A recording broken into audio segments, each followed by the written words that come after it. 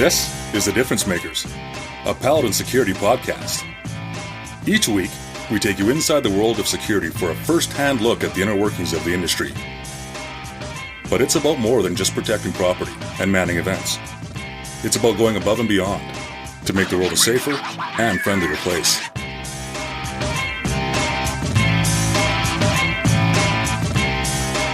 Welcome to The Difference Makers. I'm Christina Hidanis with Paladin Security. This month, we take a look at diversity and inclusion and how it plays a role in the workplace. Carol Markwei, Training and Development Team Lead for Paladin, shares where her passion for diversity and inclusion came from and how it's affected her personally. She also provides tips on how both the workplace and employees can improve and explains what the term covering means. Well, Carol, thank you so much for joining me. You have a ton of experience and education in mental health and diversity and inclusion. Where does your passion for that all come from? I think it came from my experience moving to Canada. I moved to Canada in 2007, and I started at Langara College. And while I was there, I was an international student education volunteer, where I organized events and chats and different outings for international students as they got used to life in Canada. Oh, that's cool. So then how did it kind of develop from there? Like, it was that you knew that was like what you wanted to pursue kind of, and then you kind of took the steps and found the jobs that interest you?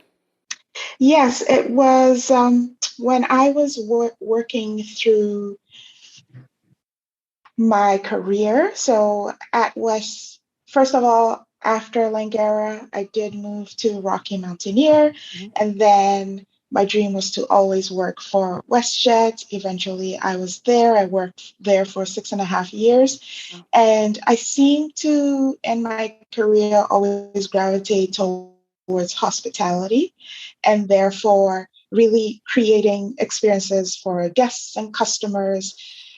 And that led me to inclusion. So really understanding their cultural backgrounds and what could I do or what could I add to making the experience better. And that led me to cross-cultural communications studies and eventually into diversity, equity, and inclusion when I noticed the disparity in experiences between co-workers. And I just wanted to talk about it and learn more about it. And that led me into the industry. Right. So then tell me a little bit more about like the disparities that you were seeing between coworkers. Was it kind of shocking at all to see that, or did you always know that it was something that was happening? I always knew it was something that was happening because as a minority, a visible minority myself, it was something that I lived through every day. And even though I was confident in what I did, I knew my role, I did my job well, I felt like there were opportunities and experiences in my work life that did not come my way for one reason or another that seemed to naturally come easier to some people. And so in 2018, I was sitting in a class with fellow instructors, and we were talking about diversity and inclusion and why it was important and how we can bring it into our classrooms. And we had shown a video that really struck a chord with me because I had just joined the team. I was feeling very nervous. I was trying to find my footing, and everything in that video spoke to me. And I realized that, wow, I'm really having a hard time figuring out my place within the team and how I fit in and what I can bring to the table. And that really began my journey because I wanted to, one, speak up and share what it is I was going through so that, change can occur. And then it was, well, if I'm going through it, then definitely there are other people going through it too. Yeah, and I want to touch on that video in a second again, because you shared it with us, and I absolutely loved it. But um, you said you kind of, when you saw it, it made you think, and it helped you find your voice. So, what were the reaction from other people when you kind of figured out exactly what you wanted to bring to the team? They were very receptive to it. Mhm. Thankfully, my team was one, they were very surprised I was feeling the way I was feeling because to them, I was very good at covering, which is, putting on a facade of, yeah, I'm doing well, I'm doing good, everything's great. I'm happy to be part of the team. Yeah. And then when I finally shared it and said, oh, this is what I'm feeling, and I started crying and people were in shock. And then I started raising my hand for diversity and inclusion projects. And thankfully, they were receptive to it and got a lot out of it because it gave them what they thought and to walk a mile in others' shoes, to Mhm. say. So, Yeah. No, that's great. So, like I said, the video that you mentioned earlier, you did show it to us at Paladin here, the marketing team. Um, and it included everyone from every different background sharing their thoughts about anxiety or inclusion and diversity. And it was quite emotional to watch because first I think like you reflect on it and then you relate to it. But it also makes you realize that diversity and inclusion isn't a limited thing, that we can all experience it. So have you ever had experiences like that too with other people that you can maybe now relate, you feel maybe you can relate to all different types of backgrounds or anything like that? yes. So, being a minority, I do find that I quite relate to, especially the immigrant story. And I'm able to empathize and understand because I have lived some aspect of their experience also. However, what surprised me definitely from that video was that white men also felt excluded in the conversation from time to time, and they also cover in their lives. They also put on a facade from time to time, especially in the workplace. And that really stood out to me because we, when we talk about diversity and inclusion work, we really are talking about making a difference for the visible minorities and the marginalized groups, Mhm. and not necessarily white men, because there is that image of, oh, yeah, white men get everything. Mhm. um, and so, because diversity and inclusion has now shown that it is actually everybody's story and everybody has an opportunity in the framework, it really brought me a different, let me say, a different perspective Mhm. in making sure that I am really being inclusive of everyone in the conversation and trying to make a difference in Mhm. everyone's lives. And do you think something like that also helps people feel more comfortable to talk about it and share their stories? And have you seen an increase in that around, like especially in just different workplaces? Absolutely. Because now it's not a story when you're in an office and say you have mostly your leaders are all white gentlemen, or you have a white coworker and very few minorities. Now it's not a problem for them. Mhm. It's not their thing. It's now a group thing where we now have an opportunity for everyone to identify and to be able to speak openly about their experiences and understand that what is a big deal to me may not be a big deal to someone else, and vice versa. What's a big deal to someone else may not be a big deal to me. Mhm. But if we really want to make a difference, we have to respect everybody's big deal. Right. Yeah, that's such a good point because I think it's something that you don't really think about, and so I think it's so important to everyone has an issue or a problem that is, like you said, big for them, right? Yeah, Yeah. absolutely. So I guess to kind of go off of that, there has been so many movements for diversity and equality, inclusion. Lately, the Black Lives Matter movement is one that everyone would be familiar with. While these are so important, what are your takeaways from them? Very good question. Wow, what are my takeaways? I tell you, when I first, last year at the height of Black Lives Matter movement in May, June, July, and pretty much a couple of months in the year, I was very passionate about the movement because I am a Black woman.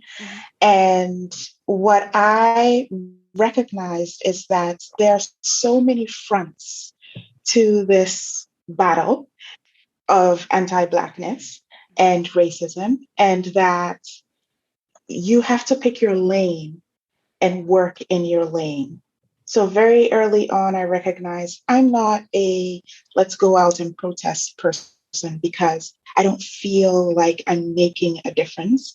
I'm more, as a facilitator, I'm more of I want to have conversations and teach people. I write stories. So I want to write stories with Black female leads where you are now having an opportunity to change the narrative because it is a narrative issue also.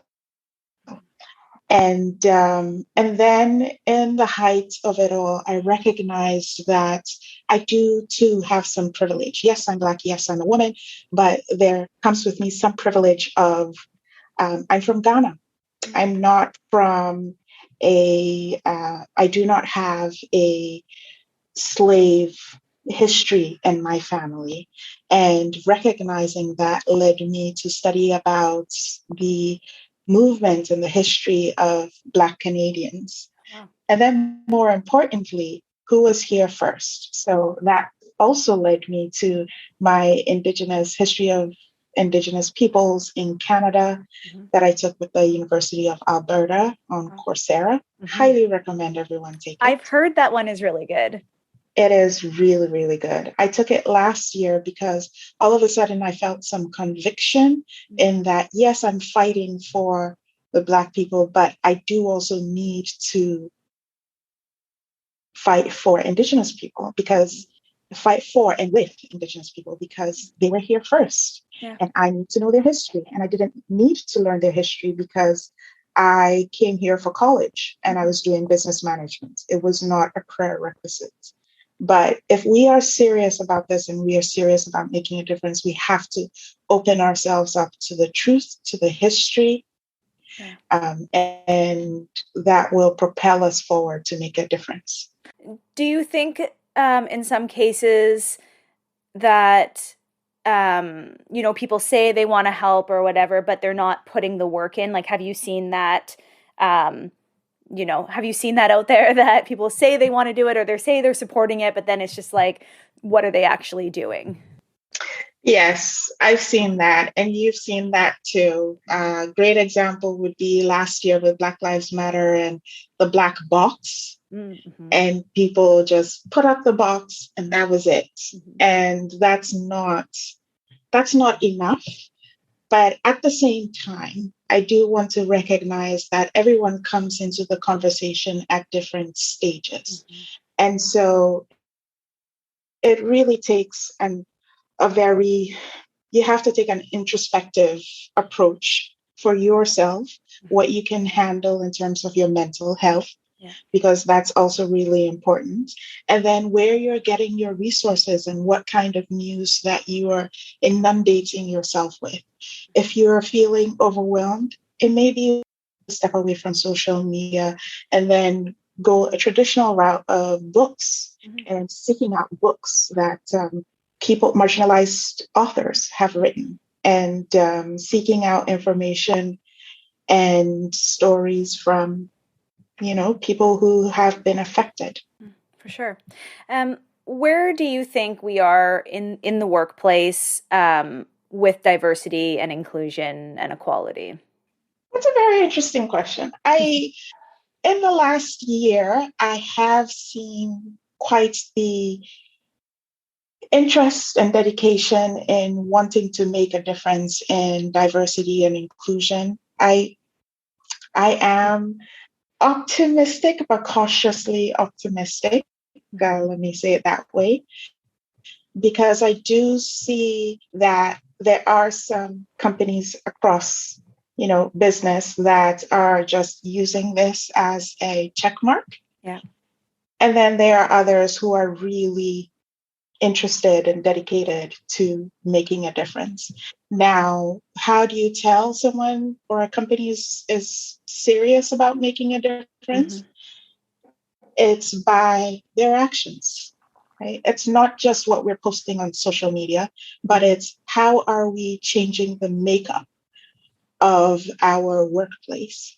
So if the top executives are not that diverse, what am I doing to get more diverse people up there?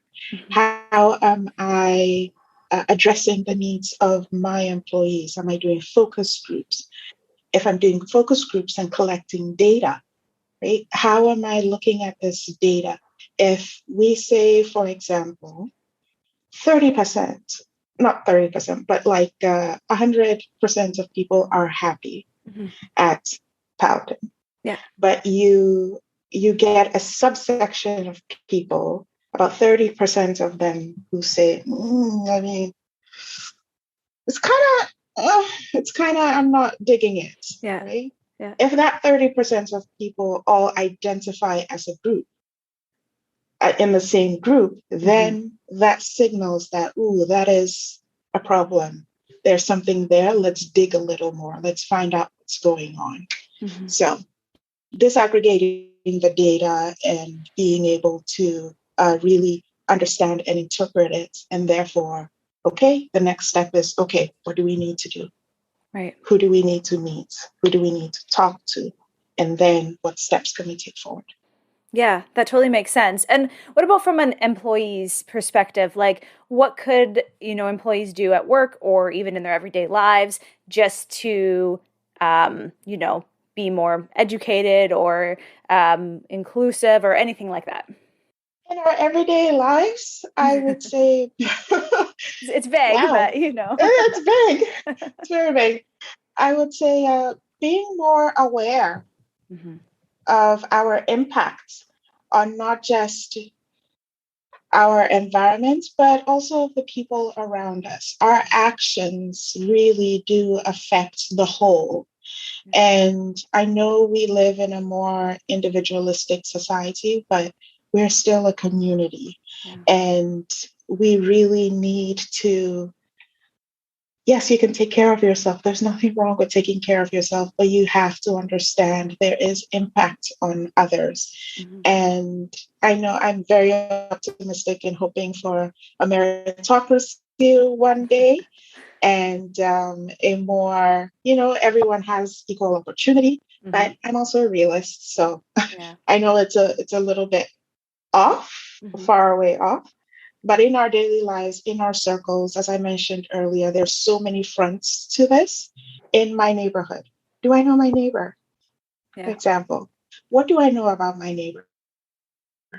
They're Korean. What do I know about Koreans? Right? What can I learn about Koreans?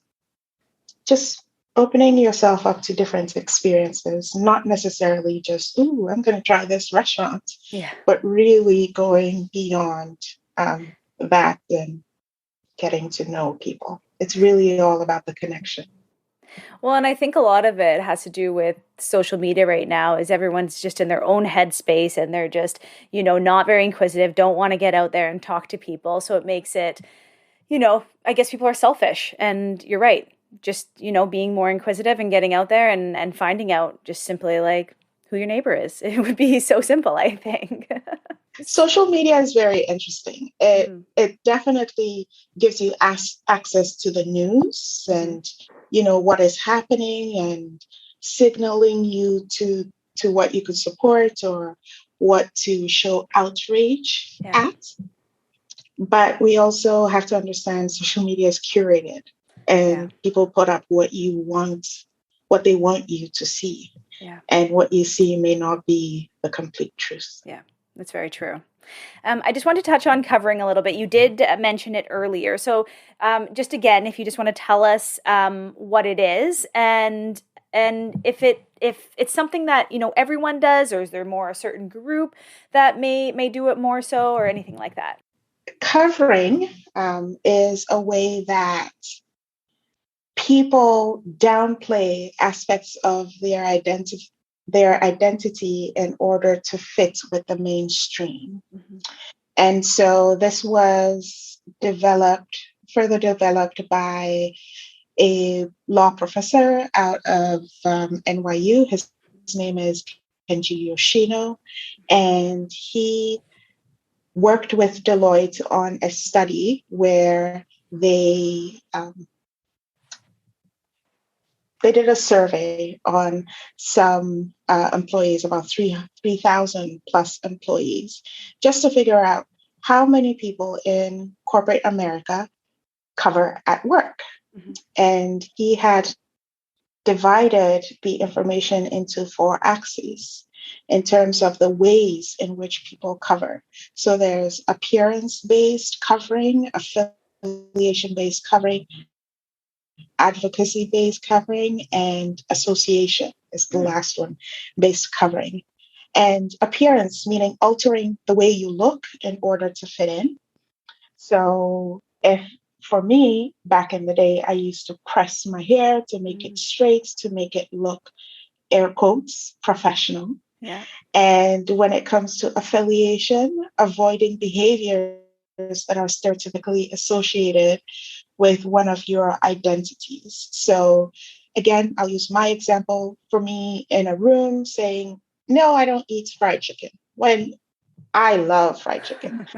But there is a stereotype around Black people and fried chicken. So I just avoid it in public. Another actually was the advocacy covering, based covering, which is avoiding standing up for your own group. And you notice something happens, say you're in a meeting room with men and women, and you notice that this one lady keeps getting spoken over. And you don't speak up for her as a woman yourself. But after the meeting, you're like, I can't believe they spoke over me. Like, why do they always do that? And yada, yada, yada. Like, you clearly saw it, right? But you didn't want to make any waves. Right. And that's because of the environment. And then the final one is association, avoiding contact with others who share the same identity. Just so that, look at them. There's the Black ladies going, and I'm sure they're going to talk about something. And, just not wanting to bring attention to yourself. Yeah. So for sure, that's what covering is about. And I find that everybody covers in some way at work, because we are trying to fit into one, to grow our careers, and two, into the organizational culture that we have found ourselves in. And how do you think people could overcome it, and what could we do as a workplace to help with that? I think it really starts at the top in terms of the organizational culture, taking a look at it and understanding and breaking down and being inquisitive about, is it really an inclusive one? Who is feeling marginalized? Who's left out of this? And how can we make it so that everyone feels comfortable to be themselves? The other part is messaging, again, from our leaders. Like, are we getting that reassurance that, hey, this is an inclusive space? Is my leader able to be vulnerable with me in meetings? Or am I going to say something and, I can't believe they said that. Okay. Is it going to affect my performance review? Is it going to affect my ability to move upward because I don't know this person, or I said this and this was taken the wrong way, etc. So can we be vulnerable with ourselves at work and really understand that our mental health is number one. Yeah. And being able to speak with leaders, I feel, so long as they are creating that space, then employees also feel safe being in that space. Yeah. So we have to all ask ourselves that question too, then, I guess. Yes. Yeah. Well, thank you so much, Carol, for joining me. It was so eye-opening, and I loved when, we talked a few months back about it when you did your presentation, and even now, just everything you have to share. You have so much information and insight, and I think it's so great to have you share it with us. So thank you so much. Thank you. Thank you for having me.